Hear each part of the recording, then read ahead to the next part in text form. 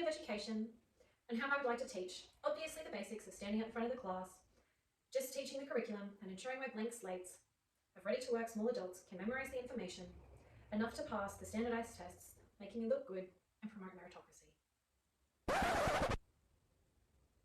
Hang on. The educational system must move back to pre-scientific education or forward to greater use of the scientific method in development of growing and expanding experience. That's better. I believe that learning through experience is an essential form of learning for all students, as it helps to find exciting ways to engage students in subjects they may have otherwise been uninterested in. This also aligns with another philosopher I have identified with, Howard Gardner, and his theory of multiple intelligences. Gardner states that materials appropriate for one age group, gender, or social class may not be appropriate for others. Students are individuals and should be treated as such. Offering many different ways to learn the same topic to cater to all aligns with APST Standard 1.5 to differentiate teaching to meet the specific needs of students across the full range of abilities.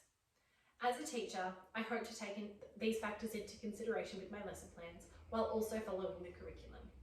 When I think of the kind of classroom atmosphere I would like to have and the way I would like to be perceived as a teacher, I reflect on the ways of how I want to parent, helping develop kind new humans with a broader acceptance and understanding of others, with the ability to think critically.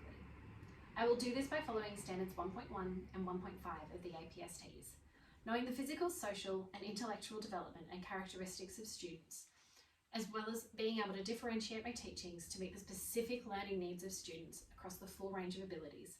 I believe I will be able to truly achieve this overall goal of inclusive teaching. Another philosopher I have identified with is Noddings, who believes education may be thought of as a constellation of encounters, both planned and unplanned, that promote growth through the acquisition of knowledge, skills, understanding, and appreciation. Bringing the care into the classroom, not just in the home, can help students care more deeply about their education.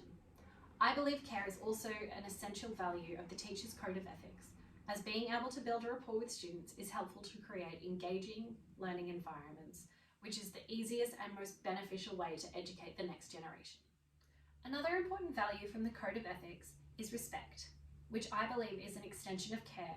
Respecting students, their families, and the greater community is so important in helping students feel accepted and cared for within their school environment.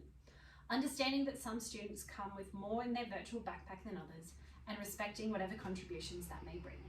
Respecting the community is a great way to assist students in becoming active and informed members of the community, which is part of the second goal of the Alice Springs Mbuntwa Declaration. All young Australians become confident and creative individuals, successful lifelong learners, and active and informed members of the community. This relates back to my desire for students to feel cared for and to learn through experiences. Play, as a key part of lifelong learning, is to help students feel safe and cared for in the classroom to optimise learning.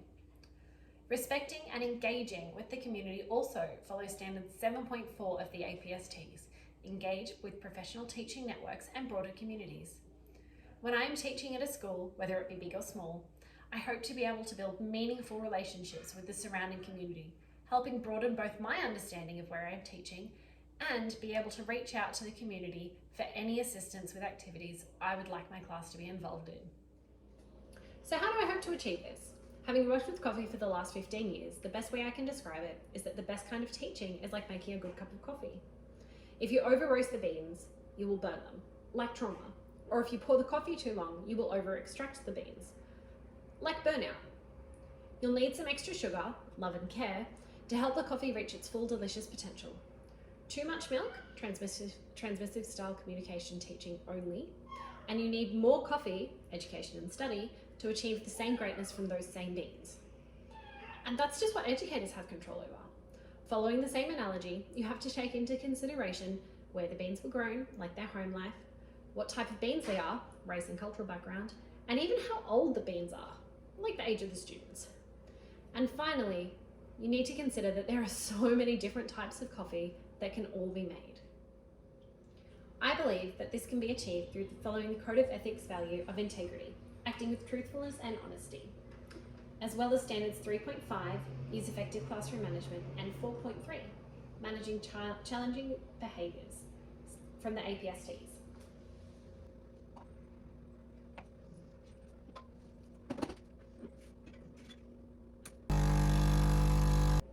final piece of my philosophy is best summed up by Bell Hook's view of holistic education. Being able to teach all students, regardless of their background, with the passion that she has for education.